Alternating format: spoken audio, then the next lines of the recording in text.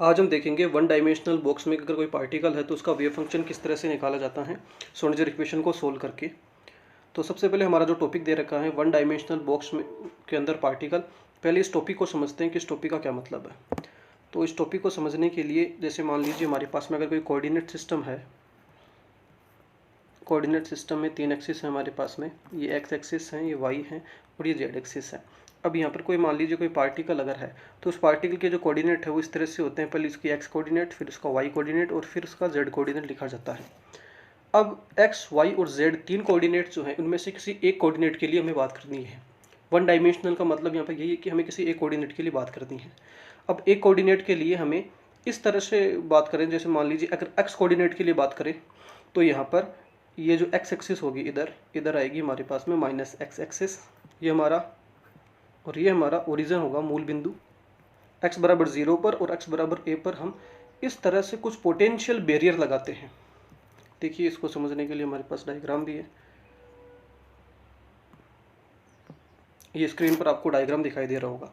इसके अंदर हमने वन डायमेंशन के अलोंग की बात करेंगे, इसलिए x एक्सिस को लिया है। ये हमारी x एक्सिस है, यहाँ पर ये हमारे पास में x एक्सिस है हमारी, और ये मूल बिंदु है 0 और यहाँ पर ये डिस्टेंस a दे रखी है, x कोऑर्डिनेट a है। तो x बराबर 0 पर हम यहाँ पर एक पोटेंशियल बैरियर लगाएंगे, जहाँ पर जो पोटेंशियल है इसका v बराबर इनफाइनाइट यानी कि अनंत विभव है यहाँ पर x बराबर 0 पर, और x बराबर a पर भी हमारे पास में जो विभव है वो v बराबर अनंत है। तो इनफाइनाइट पोटेंशियल लगाया हमने x बराबर 0 और a पर। इसके अलावा जो x बराबर 0 से लेकर a के बीच में, यानी कि ये जो रीजन हमारा है, ये जो डिस्टेंस बची, वहाँ पर जो पोटेंशियल है वो v बराबर 0 है, यानी यहाँ पर कोई भी पोटेंशियल नहीं है।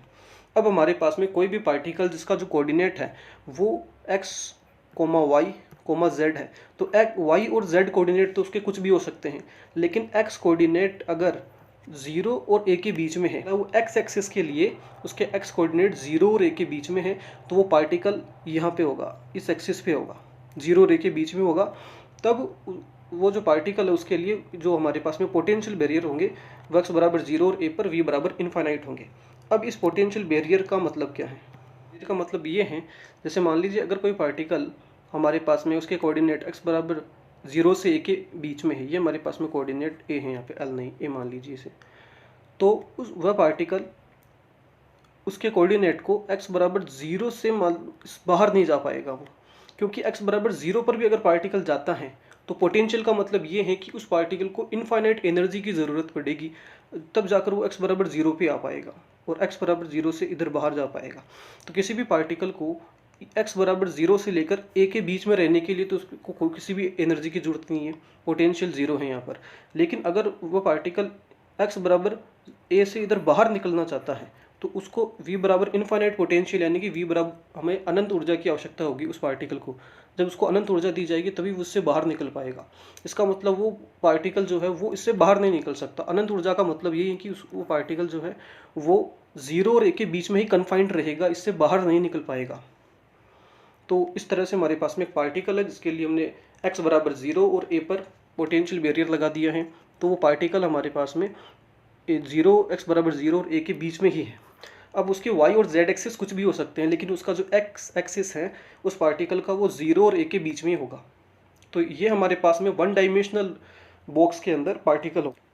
अब हमें उस पार्टिकल का जो जिसके कोऑर्डिनेट 0 और a के बीच में होंगे फंक्शन फाइंड आउट करना है कि उसका वेव फंक्शन कैसे निकालेंगे हम। तो उसके वेव फंक्शन को निकालने के लिए हमारे पास में श्रोडिंगर इक्वेशन है, टाइम इंडिपेंडेंट श्रोडिंगर इक्वेशन, उसकी सहायता से हम उसको सोल्व करेंगे और उसके सॉल्यूशंस हमें वेव फंक्शन देंगे इस पार्टिकल के लिए। इस पार्टिकल के लिए जो पोटेंशियल है वो पोटेंशियल लग रहा है इस पर 0, क्योंकि हमारा जो पार्टिकल जो है वो x बराबर, x की वैल्यू उसकी ज़्यादा होगी 0 से और x की वैल्यू कम होगी a से, यानी कि 0 और a के बीच में x कोऑर्डिनेट हो सकता है उसका। यानी इस बॉक्स के अंदर यहाँ पर पार्टिकल है, बीच में पार्टिकल यहाँ पे हो सकता है, यहाँ पे वो a बराबर x बराबर a पर और x बराबर 0 पर नहीं हो सकता, इसके बीच में यहाँ पे कहीं पे हो सकता है पार्टिकल। उसके लिए उस पर पोटेंशियल जो है जीरो है। इसके अंदर जब पार्टिकल रहेगा तब उस पर कोई पोटेंशियल नहीं लगेगा। लेकिन अगर पार्टिकल x बराबर जीरो से, जैसे मान लीजिए इधर -1 होगा x कोऑर्डिनेट, तो x बराबर -1 पे अगर पार्टिकल आना चाहता है, जब वो इसके अंदर है, बॉक्स के अंदर, उससे बाहर आना चाहता है, तो उसे अनंत ऊर्जा की आवश्यकता होगी, तो वो नहीं आ पाएगा बाहर, क्योंकि अनंत ऊर्जा की आवश्यकता है, मतलब उसे इतनी ऊर्जा नहीं दी जा सकती, या पार्टिकल के पास इतनी एनर्जी नहीं है कि वो बाहर आ सके, इसी बॉक्स के अंदर रहेगा। और उसके अंदर, जब बॉक्स के अंदर है, तब पोटेंशियल कितना लगेगा, जीरो लगेगा उसके ऊपर। और बड़ी है या बराबर है a के, या छोटी है बराबर है 0 के, तब जो पोटेंशियल होगा v, वो होगा हमारे पास में इन्फिनिटी पोटेंशियल। इस तरह से इसका पोटेंशियल है। अब इसका श्रोडिंगर इक्वेशन लिख के हम इसके सॉल्यूशंस करते हैं। आता है टाइम इंडिपेंडेंट श्रोडिंगर इक्वेशन का यूज़ करेंगे यहाँ पर हम। तो टाइम इंडिपेंडेंट श्रोडिंगर इक्वेशन इस तरह से लिखा जाता है, पार्टिकल की टोटल एनर्जी E गुणा उसका वेव फंक्शन साई, जो हमें याद करना है, साई ऑफ x, क्योंकि यहाँ पर वन डायमेंशनल x पर डिपेंड कर रहा है पोटेंशियल, बाकी y और z पर कोई पोटेंशियल नहीं है, बराबर माइनस एच कट का square upon 2m d2 psi of x upon dx square v of Sai x। v यहाँ पर पोटेंशियल है, ये हमारे पास में काइनेटिक एनर्जी की टर्म है, ये टोटल एनर्जी है, और ये हमारा वेव फंक्शन है उस पार्टिकल का, जो अंदर पार्टिकल है उसका। तो ये हमारे पास में श्रोडिंगर इक्वेशन होता है, टाइम इंडिपेंडेंट श्रोडिंगर इक्वेशन। अब हमें हमारे बॉक्स के अंदर पार्टिकल है उसका वेव फंक्शन निकालना है, और बॉक्स के अंदर उसके ऊपर जो लगने वाला पोटेंशियल v है वो है 0। जब x की वैल्यू हमारे पास में पार्टिकल की कहाँ पर है, इसकी वैल्यू 0 से तो होनी चाहिए ज़्यादा और a से होनी चाहिए कम। 0 और a के बीच में जब x कोऑर्डिनेट की वैल्यू है उस पार्टिकल की, मतलब वो बॉक्स के अंदर है, तब उस पर जो पोटेंशियल है वो 0 पोटेंशियल लग रहा है। अब बॉक्स के अंदर पार्टिकल का वेव फंक्शन चाहिए, तो यहाँ पर v बराबर 0 रखेंगे। हमारा जो इक्वेशन है टाइम इंडिपेंडेंट इक्वेशन, इसमें ये जो v है इसकी जगह हमें 0 रखना है। तो ये जो टर्म है, ये सिंपली यहाँ से v बराबर 0 रखते ही ये 0 हो जाएगी पूरी टर्म, और हमारे पास में जो ओवरऑल वैल्यू बचेगी श्रोडिंगर इक्वेशन की, वो बचेगी इतनी। ये हमारे पास में श्रोडिंगर इक्वेशन बचेगा। पार्टिकल की टोटल साई ऑफ x है।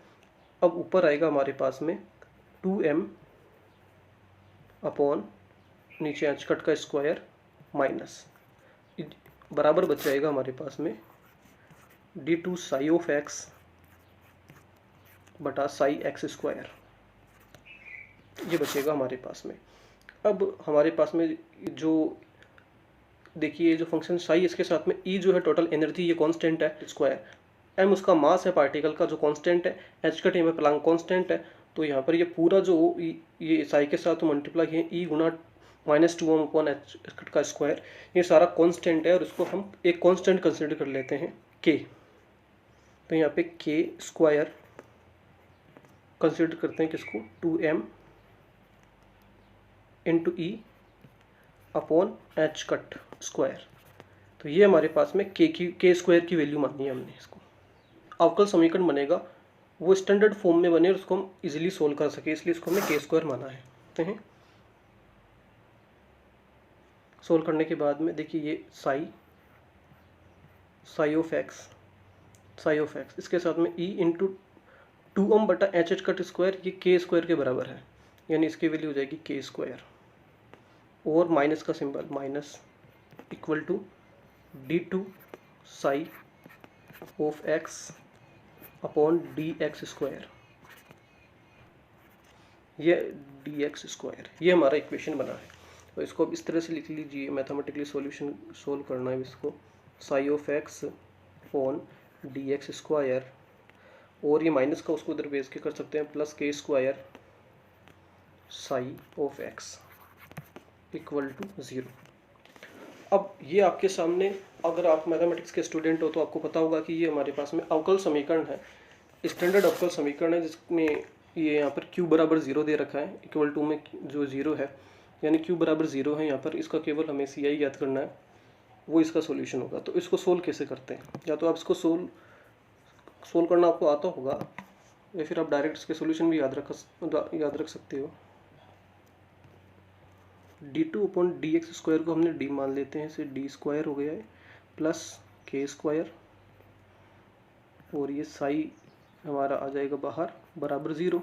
अब इसको हम क्वाड्रेटिक इक्वेशन की तरह तोड़ के सोल्व करते हैं तो हमारे पास में D square plus k square को इस तरह से लिख सकता हूँ मैं, डी प्लस के, आयोटा भी आएगा साथ में इसके, और डी माइनस आयोटा की बराबर माइनस के आयोटा के स्क्वायर माइनस 1, तो माइनस प्लस होगा, D square plus k square होगा। तो ये हमारे पास में D square plus k square को इस तरह से हम लिख सकते हैं। अब यहाँ से हमारे पास में सॉल्यूशन आएंगे वो इस तरह से आएंगे कि d बराबर d की वैल्यू हमारे पास में एक तो आ जाएगी प्लस माइनस आयोटा की, ये दो वैल्यूज आएगी। d की वैल्यू एक तो आ जाएगी आयोटा की और एक आ जाएगी d की वैल्यू माइनस आयोटा की। अब इससे जो हमारे पास में जो स्टैंडर्ड सॉल्यूशन है वो इस तरह से है कि साई ऑफ x को हम लिख सकते हैं e की पावर इसे c1 एक कांस्टेंट, e की पावर आयोटा k, और ये x पर डिपेंड है तो x प्लस दूसरा कांस्टेंट c2, e की पावर हमारे पास दूसरा है माइनस आयोटा के x। तो ये हमारे पास में वेव फंक्शन आएगा हमारा। अब चाहो तो डायरेक्ट इसके सॉल्यूशन भी याद रख सकते हो कि हमारे पास में अगर हमारा जो वेव फंक्शन है इस टाइप का बने, ये हमारे पास में इस तरह का अगर कोई अवकल समीकरण हो तो उसके जो सॉल्यूशंस होते हैं वो ये सॉल्यूशन होते हैं। साई ऑफ x बराबर यहाँ पे सॉल्यूशन c1 e की पावर आयोटा के x प्लस c2 e की पावर माइनस आयोटा के x। अब इसको हम दूसरे फॉर्मेट में भी लिख सकते हैं, साइन और कोस के फॉर्म कि यहाँ पर psi of x equal to a sine k x plus b cos k x, इस तरह से। तो ये हमारे पास में हमारा एक वेव फंक्शन आ गया है जो उस पोटेंशियल बैरियर के अंदर जो पार्टिकल है जिसके कोऑर्डिनेट x बराबर 0 से x बराबर a के बीच में है, x कोऑर्डिनेट, उस पार्टिकल के लिए वेव फंक्शन है हमारे इस पार्टिकल के लिए। अब यहाँ पर जो कांस्टेंट a और b है हमारे पास में, a कांस्टेंट है, b भी कांस्टेंट है, और k की वैल्यू आपको पता होनी चाहिए। k की वैल्यू हमने k स्क्वायर माना था तो k की वैल्यू हो जाएगी 2 मास ऑफ हमारे पार्टिकल का मास एनर्जी अपॉन में h कट, और ये ऊपर रूट में रहेगा। ये हमारे पास में k की वैल्यू है, और a और b कांस्टेंट है। इन कांस्टेंट को भी हम देखो ज्ञात। यहाँ पर हमारे पास में जब x बराबर 0 है, यहाँ पे ये हमारी जो लाइन है ये x कोऑर्डिनेट को बताती है, ये हमारी जो लाइन है ये x कोऑर्डिनेट को बता रही है, और यहाँ पर x बराबर a है, यहाँ पर x बराबर 0 है। तो जब x बराबर 0 है, जब x बराबर 0 है तब यहाँ पर जो पोटेंशियल लगेगा उस पार्टिकल पर वो v बराबर इनफाइनाइट पोटेंशियल, यानी कि अगर x बराबर 0 पर उस पार्टिकल को आना है तो उससे अनंत ऊर्जा देनी पड़ेगी, तभी वो x बराबर 0 पर आ सकता है पार्टिकल। यानी कुल मिलाकर पार्टिकल x बराबर 0 पर नहीं आ पाएगा, क्योंकि अनंत ऊर्जा देना पॉसिबल नहीं है, अनंत ऊर्जा हम उसको नहीं दे सकते। इस एक्सप्रेशन का मतलब यही है कि v बराबर इन्फिनिटी का मतलब है कि वो पार्टिकल x बराबर 0 पर जब v बराबर इन्फिनिटी है तो वहाँ पर वो पार्टिकल नहीं हो सकता, उस पार्टिकल के होने की संभावना 0 है वहाँ पर। तो इसलिए जो वेव फंक्शन भी हमारे पास में आएगा v बराबर इन्फिनिटी, x बराबर 0 पर जब v बराबर इन्फिनिटी होगा तो वहाँ पर जो वेव फंक्शन आएगा हमारे पास में psi of x is equal to 0 पर साई की वैल्यू आएगी 0, ये हमारे पास में आएगी। अब इसी का यूज़ करके हम कांस्टेंट फाइंड आउट करेंगे। तो ये हमारे पास में हमारा कांस्टेंट निकालते हैं। यहाँ पर जब x बराबर 0 पर हमने देखा v बराबर इन्फिनिटी हो जाता है, इसलिए साई ऑफ 0, साई में x बराबर जो 0 रखते हैं तो वो भी हमारे पास में 0 आना चाहिए। वहाँ पर जो हमारे पास पार्टिकल है उसके होने की पॉसिबिलिटी 0 होनी चाहिए। तो साई की वैल्यू वहाँ पर 0 होगी, कहाँ पर, x बराबर 0 पर, क्योंकि वहाँ पर v बराबर अनंत आ जाता है, v इन्फिनिटी होता है पोटेंशियल, इसलिए। तो यहाँ से देखिए अगर हम साई ऑफ x में 0 रखो, ये हमारा वेव फंक्शन है, ये हमारा वेव फंक्शन है जो हमने उस पार्टिकल का वेव फंक्शन है, इसमें साई ऑफ x बराबर 0 रखो। तो यहाँ से देखो साई ऑफ x बराबर 0 का तो उसकी वैल्यू क्या आएगी, a साइन k 0, क्योंकि k x की वैल्यू 0 तो साइन 0, साइन 0 की वैल्यू कितनी होती है, 0 होती है, तो ये 0 हो जाएगी, प्लस कॉन्स्टेंट b कोस के x। अब यहाँ पे कोस के x की जगह 0 रखो तो पूरा कोस 0 की वैल्यू होती है 1, तो यहाँ पे ये 1 हो जाएगा इसके साथ में मल्टीप्लाई। तो यहाँ से देखो a 0 से मल्टीप्लाई होकर ये पूरा 0 हो जाएगा, यहाँ पे बचेगा केवल b। तो b बराबर साई ऑफ 0, और साई ऑफ 0 की वैल्यू हमारे पास में क्या है, ये रही 0। यानी यहाँ से हमारे पास में b बराबर 0 आता है कांस्टेंट, बाउंड्री कंडीशन से b बराबर 0 आता है। तो हमारा जो वेव फंक्शन है साई ऑफ x, उसको हम लिख सकते हैं a साइन kx, क्योंकि जो b था वो 0 हो गया, b 0 हो गया तो 0 रखेंगे तो b 0 गुणा कोस kx वो 0 हो जाएगा टोटल। तो हमारा जो वेव फंक्शन बचेगा वो ये बचेगा हमारे पास में, साई ऑफ x बराबर a साइन kx। अब यहाँ पर जो कांस्टेंट a है हमारा, इस कांस्टेंट को हम फाइंड आउट करेंगे हमारे पास में नॉर्मलाइजेशन की कंडीशन लगाकर, कि अगर हमारा जो पार्टिकल है वो केवल उस पोटेंशियल बैरियर में ही हो सकता है जहाँ पर x बराबर 0 से लेकर x बराबर a ही उसका कोऑर्डिनेट है, तो पार्टिकल इस बॉक्स के अंदर ही हो सकता है कहीं पर। तो उसके लिए हम हमारी प्रोबेबिलिटी डेंसिटी वाली जो फॉर्मूला है उसको लगाएंगे और उससे हम ये a फाइंड आउट करेंगे। अब हमारे पास में जो वो फॉर्मूला है, वो फॉर्मूला क्या है कि अगर हमारे पास में किसी पार्टिकल का वेव फंक्शन साई है, तो उसके वेव फंक्शन साई को उसके conjugate wave function psi star से मल्टीप्लाई कर दो, और उसका जिस अल्पांश आयतन dv के रिस्पेक्ट में समाकलन करो, और जो समाकलन की जो लिमिट होगी हमारे पास में वो होगी हमारे पास में -∞ टू +∞। अब यहाँ पर देखिए, यहाँ पर जो हमारे पास में लिमिट होगी वो 0 से a ही होगी, क्योंकि जो पार्टिकल हो केवल 0 से a इसी क्षेत्र में पाया जा सकता है x कोऑर्डिनेट के लिए। उसका x कोऑर्डिनेट x बराबर 0 से लेकर x बराबर a के बीच ही हो सकता है, उसके अलावा कोई भी कोऑर्डिनेट नहीं हो सकता उसका x कोऑर्डिनेट। y और z कोऑर्डिनेट तो कुछ भी हो सकते हैं, वहाँ पर पोटेंशियल बैरियर नहीं है। अगर हम y और z पर भी पोटेंशियल बैरियर लगाते हैं तो हमारे पास में फिर वो 3rd डायमेंशनल बॉक्स बनता है। यहाँ पर जो बॉक्स अभी वो 1 डायमेंशनल बॉक्स है, क्योंकि यहाँ पर जो पोटेंशियल बैरियर लगाया हमने वो x बराबर 0 से लेकर x बराबर a के बीच ही लगाया है। तो यहाँ पर हमारा जो पार्टिकल है उसके लिए ऐसा नहीं कि वो पूरे आकाश में कहीं पर भी मिल सकता है। x कोऑर्डिनेट के लिए उसकी कोऑर्डिनेट की वैल्यू केवल x बराबर 0 से x बराबर a के बीच होगी। तो यहाँ पर हम जो लिमिट लगाएंगे पर जो नॉर्मलाइजेशन के लिए वो 0 से a होगी। अब यहाँ पर इसकी जो वैल्यू होगी वो हमारे पास में पता 1 होगी, क्योंकि प्रोबेबिलिटी है। तो साई स्टार dv की वैल्यू 1 होगी। इसका यूज़ करते हुए हम जो हमारा कॉन्स्टेंट a है उसको निकालते हैं, a साइन की x। तो साई स्टार क्या होगा हमारे पास में। अब यहाँ पे देखिए हमारा जो फंक्शन साई है वो रियल फंक्शन है, यहाँ पर आयोटा की कोई भी टर्म नहीं है, इसलिए साई और साई स्टार सेम ही होगा। साई स्टार भी a साइन के एक्स होगा। साई स्टार क्या होता है, साई का कॉन्जुगेट होता है साई स्टार। उस कॉन्जुगेट कैसे निकालते हैं, कोई भी हमारे पास में फंक्शन है तो उस फंक्शन में अगर आयोटा की टर्म आई हुई होती है तो उस आयोटा के आगे उसके चिन्ह को चेंज कर दो। अगर आयोटा के आगे हमारे पास में माइनस है तो उसको प्लस कर दो, और प्लस है तो उसको माइनस कर दो। इससे हमारे पास में उस फंक्शन का कॉन्जुगेट मिल जाता है हमें। अब यहाँ पे हमारे पास में आयोटा की टर्म नहीं है, इसमें साइन की एक्स रियल फंक्शन है, तो उस रियल फंक्शन का कॉन्जुगेट वो खुद ही होता है। तो साइन की एक्स का कॉन्जुगेट साइन के एक्स ही होगा हमारे पास में। तो अब इन दोनों को यहाँ पर मल्टीप्लाई करके हम, अब देखिए यहाँ पे मैंने जो लिमिट लगाई है वो dv पूरे आयतन के लिए, पर यहाँ पर हमारे पास में जो केवल x कोऑर्डिनेट के लिए बात करें, 1 डायमेंशन में बात कर रहे हैं, तो यहाँ पे dv की जगह dx लेंगे। ठीक है, तो अब इसमें वैल्यू रखते हैं और इसको सोल्व करते हैं। करो इसको सोल्व, तो हमारे पास में 0 से a ये हमारी लिमिट आ जाएगी इंटीग्रेशन की, और a ये पूरा आपस में गुणा होगा तो इसका स्क्वायर हो जाएगा। एक कांस्टेंट है स्क्वायर बाहर, साइन स्क्वायर के एक्स इक्वल 1। अब इसका हम करते हैं ए स्क्वायर को खोल के, तो इसको इस तरह से कर सकते हैं। तो इंटीग्रेशन है ये, यहाँ पे dx भी लिखना था, पर dx के रेस्पेक्ट में तो करेंगे इसका इंटीग्रेशन। 0 से ए स्क्वायर साइन स्क्वायर के एक्स। अब ए स्क्वायर तो कांस्टेंट है, बाहर ले लो इसको, वो 0 से a लिमिट लग जाएगी। अब साइन स्क्वायर के एक्स को हम लिख सकते हैं, क्या लिख सकते हैं, 1 minus cos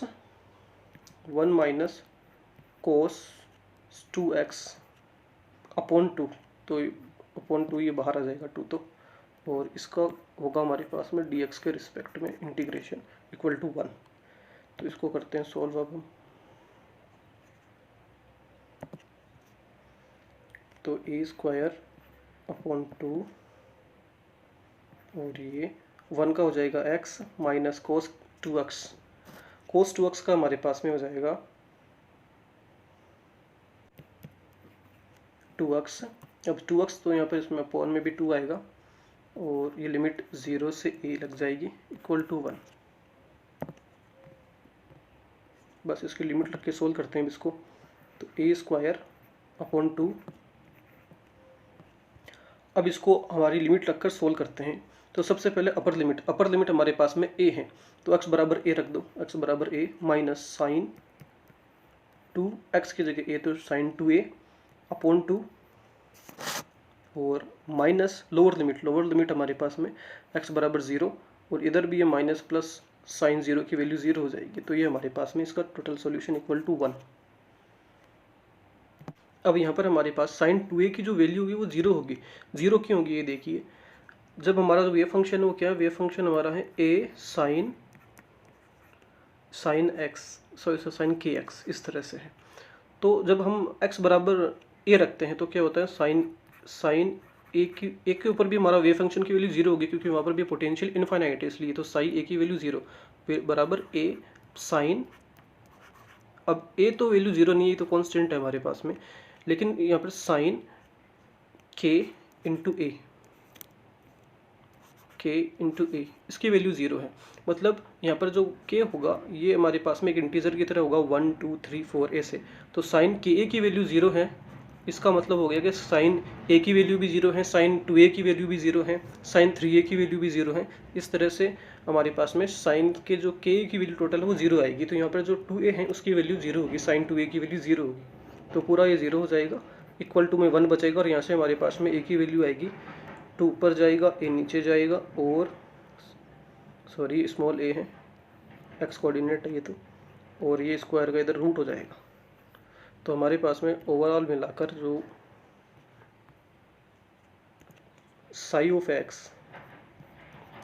x equals to root में 2/a साइन kx, ये हमारे पास में उस पार्टिकल का वेव फंक्शन है जो x बराबर 0 और x बराबर a पर इनफाइनाइट पोटेंशियल लगा देने के बाद में उसमें जो कन्फाइंड पार्टिकल होता है उस पार्टिकल के लिए वेव फंक्शन हमारे पास में ये है, psi of x equal to root में 2/a साइन kx।